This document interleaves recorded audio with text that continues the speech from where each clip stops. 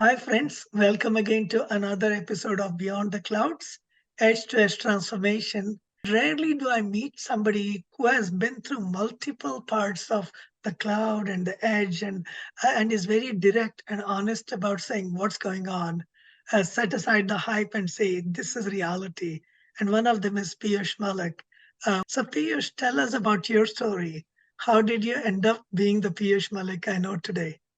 Hey Shankar, thanks for having me here. At the heart of it, I'm a normal human being. I've been through the regular hops of engineering to management to entrepreneurship to a lot of social entrepreneurship and community services. So, my journey from back in Delhi, where I was born, to US has had some stops in between. And happy to tell you more about each of these phases, or you could call it pivots, in my career slash life that I somehow feel it was not planned. It was serendipitous that I'm here. To be honest, I never wanted to be in the US. I never even wanted to leave India. That was a condition on which me and my wife got married, because neither she nor I wanted to leave India. And here we are, 27 years later. I'm sitting here in San Francisco. This was my first international flight. And, I've been here. And of course, in between, there have been 40 different countries that I've been to for work or pleasure, and primarily during my PwC and IBM time that I traveled a lot as a management consultant. So uh, I've seen a lot of the world, but still a lot of the world is yet to come. A lot of technologies have changed during my life, and excited to be witnessing what this technological revolution is bringing forth. We've seen many different revolutions, the PC revolution, and then the internet revolution, and then the mobile revolution. Is there anything different about what we are seeing today with Gen AI, machine learning, 5G, 6G? Is there anything different, or is it life as usual? No, this is definitely a much, much more rapid pace innovation that we are witnessing. During my student days, I used to see something called PCB design, and chip design was something that I was very interested in. But there used to be only one company in India, SCL, that was trying to manufacture chips, and that too got burned down that year that I had enrolled in the chip design course. And so, since only three persons signed up for that particular course was canceled. So I never got into the chip design industry directly as an engineer, but as a management consultant, yes, I have been to the fabs of Intel, Global Foundry, TSMC in Taiwan, and yes, from the semiconductor industry to semiconductor tool industry as well. Companies like Cadence, Synopsys. So I've worked slash consulted with them through various entities, and been involved with the semiconductor industry, and as a extension of that with the PC industry as well. And I've seen the pace of innovation, how while IBM compatible PC, we used to call it at that time, and Dell and companies like Gateway actually commoditized the PC industry and you're very well aware how the Dell distribution model operating out of a university dorm, and how Gateway with the box with the cow kind of a hide, and that becomes a distinctive symbol, and establishing the data center for Gateway in Denver and San Diego. I felt I was part of the PC revolution as well. From that perspective, have seen these two. Mobile revolution, I skipped totally. I was not involved with any mobile company, even though I had put proposals for both Nokia and Motorola. But I've essentially been in the space of applied IT, applied technology, and data. And as the thread goes, The data and AI are now fast emerging as the hottest topics in the world. But I've been involved with that for God knows 3 decades. So I've seen each of these industries from afar, and I feel I'm still far away since I'm not inside the data centers of Google. Even though I'm involved with Google, I'm not seeing what the latest innovations are happening at Amazon, besides what we hear in the news. So excited about every day I wake up and see a new technology, a new application of the technology being talked about, and a lot of lives being altered because of technology. So happy to be an applied technologist. Exciting, and I guess this is just the golden age of engineering and economy and AI. With the rapid pace that we are seeing, there are also snafus, right? Every once in a while, you see something's going not exactly kosher, whether it's Sam Altman and the whole OpenAI stuff, offering to leave the company, and then the next thing, the board leaves, and so on. Um, what are the risks of going at this pace? And what are the risks to people, to corporations, and how can we create AI in a kind of responsible way, in a meaningful way? Is that possible? Yeah, Shankar, it's a very, very pertinent question you brought up. Creating technology in a responsible way is the responsibility of every technologist and every policymaker and everybody who's involved in governance, both at the local level as well as in strategic and national level.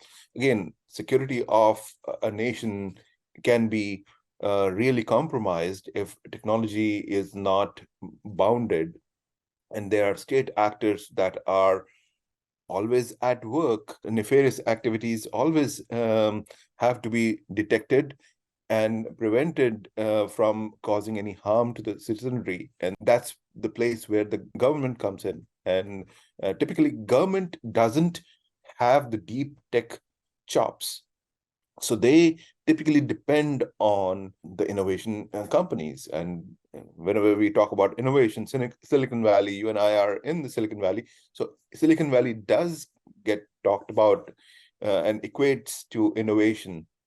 So when I see the CEOs of these top companies going and testifying in Congress and hear about their statements as to what they are doing in terms of putting the guardrails to get technology, especially AI, in place, I feel a lot more needs to be done. At the basic level, I feel tech should be human, and tech should be developed for the benefit of humanity. It should ensure that no technology becomes rogue, that it just takes over and is ready to press the destroy button. And we need to have that kind of a guardrail. And see, we need to create awareness in our society, because till now technology has been developed by the people who are privileged. There's a gap between the haves and the have-nots. There are billions of out of the 8 billion people in the world, uh, what percentage of people have been involved in developing these advanced technologies and are non-white? People of color are, even though we seem to see a lot of Indians and Chinese involved in technology, but think about how today's world, the AIs that have been created, how much bias is there in the data sets that have been used to train these AI models. That's an indication of the disparity between haves and have-nots. There's a disparity of the sexes as well. I mean, at one point, few years back, my eyes were opened when I went to MIT for a conference and saw the evidence of how when a certain profession is being searched for, a particular image associated with that particular profession comes on, and for a engineer and for a doctor, it's the images of typically white males that used to come. As you know, women are everywhere now. right? So that's one small example of how discrimination has happened just because the way tech has developed over the last 50 years here. Computer science and the industry, the tech industry that you and I are familiar with, is not that old a profession, as opposed to, let's say, mechanical engineering or civil engineering, where you're building bridges. So this technology that has come in the last 50 years, I think it still needs to evolve, mature. And while it is doing so, it's our duty, as said earlier, technologists as well as the government's folks, to put the guardrails in place so that it is done equitably, and it's for the benefit of the broader section of society. What are the areas that you think are ripe for deployment today? What are the areas where there's real technology that, say, somebody at Procter and Gamble or somebody in biopharma or in the mining field could use today? That as a management consulting, you must be tracking these things. Yeah, absolutely. And you name the industries as well as some clients that have actually worked for as well, and having deployed both the traditional systems, the ERP systems and the data warehousing systems, and uh, also AI ML exploratory models for some of these companies, in CPG companies as well as in biopharma companies. I've seen a difference in how the executives at these companies are looking at AI and advanced technologies, and it's very promising. So take the example of the CPG company, even the mining company. Think so. This is a real example from a client of mine, which is one of the largest mining companies in North America, and it's the biggest mining company in Canada. I'll leave it at that. When they were looking at deploying AML, they gave us a few ideas to work on as to what problems they were trying to solve. So using autonomous vehicles, getting data from the sensors of the components of each of these equipment that gets used in these large operations, and think of these as large capital investments where, a downtime of a single day means they are losing hundreds of thousands of dollars per machine. And if this compounds across their operations, so they tend to lose millions. So what can we do to use predictive analytics, use machine learning to be able to figure out where a particular failure is going to happen and proactively order the parts ahead of time? So this is a very small example of how to manage your operations, and again, leverage the past data that you have as well as data of operations as to after how many runs of a particular machine does the machine fail, then predict it, and then also look at the sensorial data coming every second from the different equipment components within that huge truck, and then analyze in real time and be able to predict, okay, what is the likelihood of this equipment failing, and this particular component, which has a lead time of, let's say, 4 weeks to be shipped from the manufacturer to the site, what can we do to remove that latency? What can we do to proactively order ahead? So variety of these kind of use cases we looked at. So it was very fascinating, actually. Initially, when we looked at the problem, we looked from the business perspective, then we broke it down into the data aspects of it, and then once you get into the data, then myriad of issues come in. But in the end, when you are able to produce something which is of value, which can ultimately be a savior for an executive to say that yes, by use of these technologies, data and AI, we are able to save the company millions per month. It's amazing to see the overall compound effect. I've seen similar things in the semiconductor industry and certain segments of the biotech industry. But one thing that I should point out, The process that you described requires a lot of programming, requires a lot of strategizing, requires a lot of human intervention. There is a belief now that we are at a point where artificial general intelligence will take off and you won't need humans to do most of the stuff. What's your take on that? Are we there yet? And Shankar, you know my perspective from what you heard me talk at that conference. I mean, we need to be realistic. And I've been talking about how machines will take over our jobs and the fear mongering that has been going on for the last decade plus. I mean, I've been involved with, even though AI hype is great right now, I've been involved in this field for long enough. And I went through the first few waves, and AI winters and AI springs intersperse each other. And during the last AI spring, I was at IBM, and we were developing IBM Watson, which is the first commercialized application of AI. Even though we never used to call it AI, we used to call it cognitive computing. And the cognitive machine that Watson was, it was simply a question answer machine, and you saw that win this Jeopardy championship. So it essentially captured people's imagination. It took us 2 years to put that into the hands of real clients, and we started with the cancer moonshot, trying to help in the healthcare domain be able to predict with certain degree of accuracy what symptoms cause what disease. And especially for cancer, it became a doctor's assistant. And that's what I feel.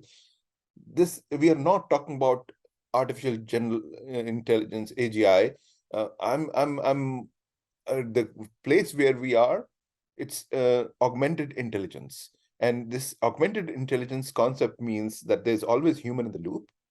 A human is always needed to train this machine learning model through data. And yes, you can obviously challenge me to say that there was unsupervised learning and supervised learning, and then you have to further fine tune. But think of it, the very first talk that I gave in my consciousness back in 2009, when robotics was beginning to take over, and Amazon had acquired, I believe, a company by the name Kiva to automate its warehouse distribution systems. It felt like they are trying to, do away with humans. But if you think about it, all it did was to automate the mundane tasks, to make efficiency at the core of our output. And that is how the human species has progressed over these years. It's the application of technology and our creativity to the problem that why should humans do mundane jobs? Why should we keep on following processes that can be optimized when technology is there for our benefit? So I fully believe in that. And at some point of time, we may get to AGI, which is the dreaded one. But then the question will still remain, what will the humans do when this technology comes in full force? So we've got to find a purpose for ourselves, and we've got to figure out what better things we can do. There's no replacement of human creativity, human ingenuity, and the emotions and EQ that we as humans bring to the table, to our workplace, to our lives. And I think our future is in combination with machines. Our future is there to help guide the development of these machines in a fashion that improves our society. A little while ago, you mentioned the problem of the haves and the have nots, that a majority of the world, in fact, I would say 80-90% of people in the world never got to use technology, whether it was during mainframes, minis, workstations, PCs. And now I think with cell phones, people have some cell phones or some smartphones. Do you think with the new wave of technologies that are coming on board and high-speed connectivity, is this going to democratize technology or is it going to have yet another divide? No, you are absolutely right. There is a increasing wave of democratization happening. I mean, think about when earlier computer came. The very first PC perhaps cost $5 million to develop, and owned by, there's some famous saying. Company CEO said that maybe there's the need for only 5 computers in the world, right? So we are far, we've progressed from there. And what kind of innovations get enabled, we can't think 20 years ahead.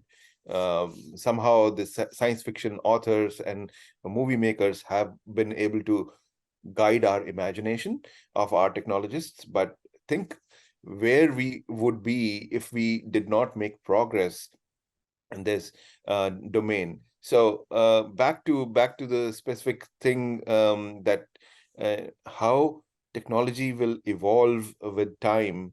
It's uh, it's there is a divide, but then there is the democratization happening with lowering cost of compute, cost of storage. I mean, I still remember the first MB of storage device on a, and you perhaps might be able to guess, but this goes way back during my first job, or second job in back in India, when our data center acquired its first MB of storage. It was something like a refrigerator, and we used to take our computer system used to take backups in something called tapes, magnetic tapes. And most of the audience who are listening to it would think we are coming from Jurassic Park, but yes. And we stay in Silicon Valley, and if you ever go up to Elmendon Valley, you will see the prototype of that 1 MB of hard disk drive. It's still out there in IBM research labs. And so when it first commercially came to my client site in the year 1990, we were all excited as to, oh, such a big storage unit has come. And look, today, our smartphones have how many gigs?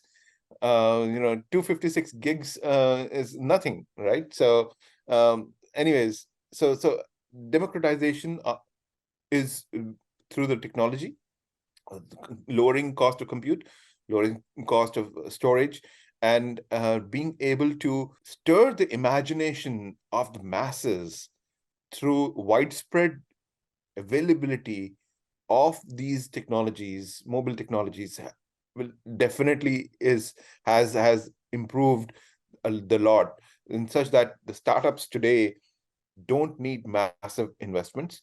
They don't need to be in the Silicon Valley to be a startup. They can be started from anywhere with very little funding, and yet can come up with groundbreaking innovations that will challenge the incumbents. So all I'm saying is this is definitely lowering the center of gravity of innovation to wherever there are smart minds who put their attention to the problems that not many people are seeing, but there is a real need. So what is an entrepreneur?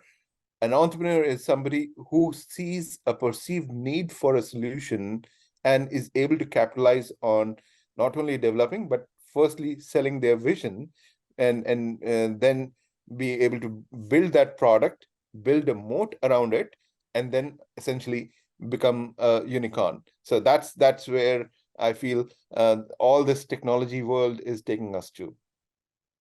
Right now, as you said, AI is the rage. But just a year or two ago, it was AR, VR, metaverse. Um, and that wave seems to have faded out. At least people are not talking about it. Tens of billions were spent on doing it. Uh, but there has been no major form factor change. after the iPad or the smartphones, right? Or the tablets. Do you think there's a need? Do you think there's a need for new media? And will they come back? And will they replace what we're doing today, like laptops and flat screens? Yeah, you're right. I mean, these cycles come, and before the AR VR rage, there was this crypto and Bitcoin and Web3 rage going on, and ever since mm, last November, all these Web3 companies rebranded themselves as Gen AI companies and leveraging, of course, whatever AI and whatever block investments they had done in blockchain. Nothing against it. But people tend to whitewash their products and their sayings with whatever is in vogue.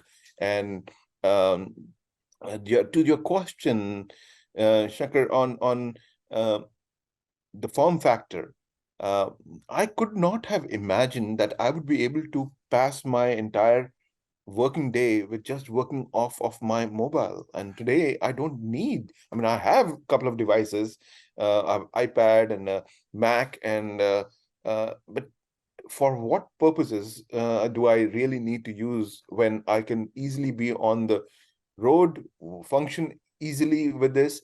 And so, to the form factor, I think Apple came up with something for their AR VR device. Wasn't it in the last 6 months? Yeah. And they have an operating system of it as well. AR, I'm forgetting the name of it, but it's like a metaverse. You wear it and you are immersively in that. I know when the earlier version of Oculus, which was a company that Meta slash Facebook had acquired, and I had seen that company come out of SRI, and it was a 10-person company when I first got that demo of it. I wore that headset, and again, I'm dating back more than 10 years ago, and I felt good. At the same time, I felt giddy, and so since then, I have not tried the latest thing that has come from Apple, but knowing Apple and knowing that there is a need for such kind of immersive environments which can transform entertainment, it can transform medicine, and think about the positive benefits of these kind of technologies. You know, a doctor sitting here in anywhere in a first world country, um, and be able to serve patients remotely in any other remote part of the world using these immersive technologies, that would be a boon, right? Now, it can, of course, be used for and commercialized more for the entertainment purposes. That's where most money goes in. And that would bring down the cost of this technology to be adopted wider. And it's just a matter of time that new form factor will come in. But again, I don't have a crystal ball. And if Dean Kamen had the crystal ball saying the Segway would revolutionize transportation, whether it's, you remember we used to have something called a Segway, and it would obviate the need for us owning cars and whatnot. That promise didn't come true, but as an early tech geek and adopter, I did ride Segways again 10, 15 years back, 15 plus years ago, in museums and in touristy spots. We used it, but it's added on to another thing, fad thing. So let's hope something meaningful comes out of this metaverse, AR VR as well, and combined with AI, hopefully we can deliver a solution that the market needs and actually humanity needs. And that's where I should say we, as senior technologists in the industry who have seen some parts of the world, and we have seen better parts of the world as well, we should be focusing our attention towards developing technology that is doing good for the humanity, good for the society. And that would be my hope. We all pool our resources towards and pool our energies towards. And speaking about doing good, you mentioned earlier that besides being an engineer in management consultant. Now, some of your attention is towards social and community services. Have you been able to use technologies in these kinds of activities? And if so, how has it worked out for you? Yeah, Shankar, this has been a part of my DNA. I've been involved with nonprofits for the better part of 20 years now. Been serving on various nonprofit committees and teams, and with schools as well as with nonprofit bodies. Again, those as compared to the commercial world, the nonprofit entities don't have the resources and the uh, funding to adopt technology to the level that could really make them more efficient. And so they are always lagging behind the commercial cutting edge world.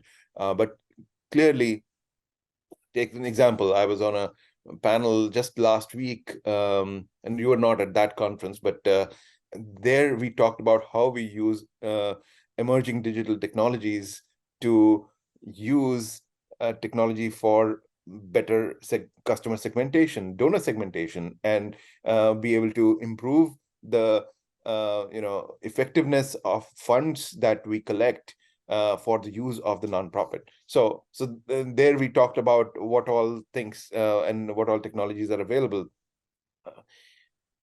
20 years back, we were not using any CRM system in any of these nonprofits.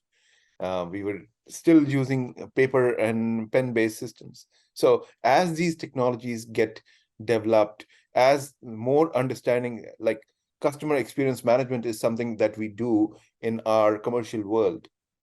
And as that has evolved, the same techniques are being applied to the nonprofit world as well. How can we make our volunteers more effective? How can we make our donors more happy and satisfied with what they are giving?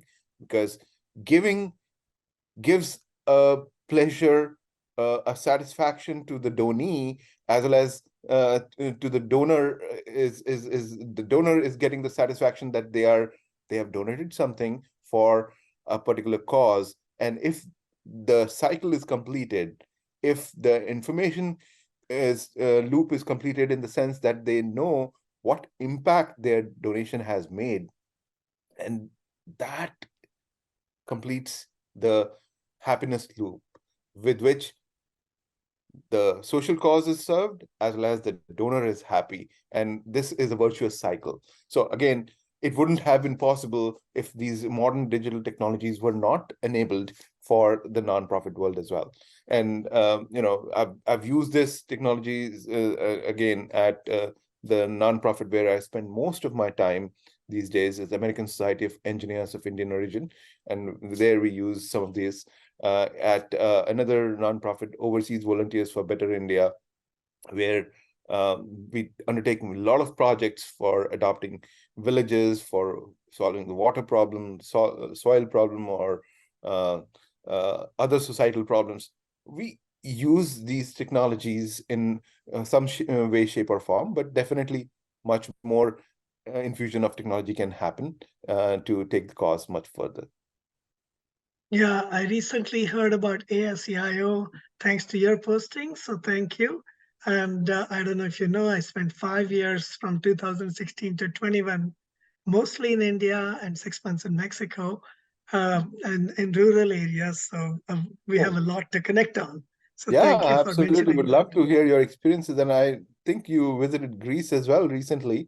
I But spent in those very ramparts of the ancient Greece a month, but that was more on a smarter cities engagement, a CSR initiative from IBM that we had gone from different parts of the world. We had converged to improve the economy and improve the situation of Greece. Again, I'm dating back by this is a 2015 project that well, we did.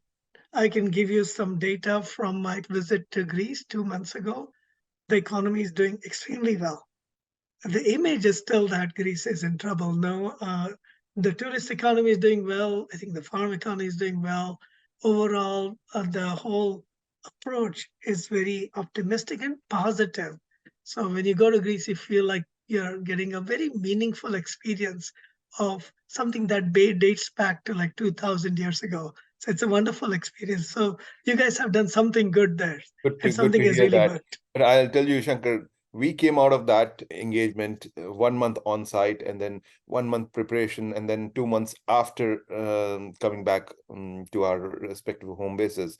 When we produced that report, it was for the within the next 36 months, what all projects that they need to undertake to improve the various aspects of the city. How do they make use of sensors technology? How do they make use of data? And we had also used AI at that time, with saying how they can use Watson for various parts of it. Of course, not using technology for the sake of using technology, but wherever it made sense. And it was to be funded by various components, United Nations as well as European Union. And I know for a fact that after we presented that report, we came on almost 400 media outlets. We gave our press releases as well as interviews at the completion of that engagement. And there were 5, 6 of us, and we felt we've done great. Good to know the first-hand report. Things are getting better there, and things are in good shape. Thank you for sharing that. Yeah, I mean, it was wonderful being in Greece, and so much renovation has happened. So much, the most places have come alive in a big way, and it's not just random industrialization. It's meaningful restoration and architecting back old relics and everything. Amazing. Yeah. So that reminds me, as much as we can use technology for good, one of the challenges that I've been hearing from parents is that these immersive technologies, man, are getting them trapped already with WhatsApp and Instagram and all that. It creates nightmares for families, the addictive part of it. And I guess developers, game developers, media developers want it to be sort of addictive so that they can get maximum utilization. Do Yeah. you think that problem will ever get solved? No, it won't. This is the again a different kind of cycle that you the objective of the developers is to develop user experiences which make there's something called stickiness factor. Back in my again, I think you know about my background as a management consultant, engineer to management consultant. I've consulted in 17 different industries. So one of the industries was during the dot-com boom days, was when e-com was taking its peak shape. And so I happened to be there at eBay during that time, and it was one of the poster childs along with Yahoo. Now nobody talks about Yahoo, but Yahoo at one point was there. So we always used to talk about how do we move from uh, you know, traction. How do we get traction? We've got to get eyeballs, and then we've got to make them to click on, convert them into something which will make them click to buy. So uh, it was a virtuous cycle. And how do we improve that stickiness factor? It was through the customer journey, the user experience, and design immersive. I mean, even though we never used to talk about metaverse at that time, we used to talk about how do we create enough interest that the user gets a personalized experience, and he or she comes back and buys more. So showing them what all things they might like. See, earlier examples of AI were there, the collaborative filtering and recommendation engines were being used in that platform as well, as we were moving from eBay data warehouse 1.0 to 2.0.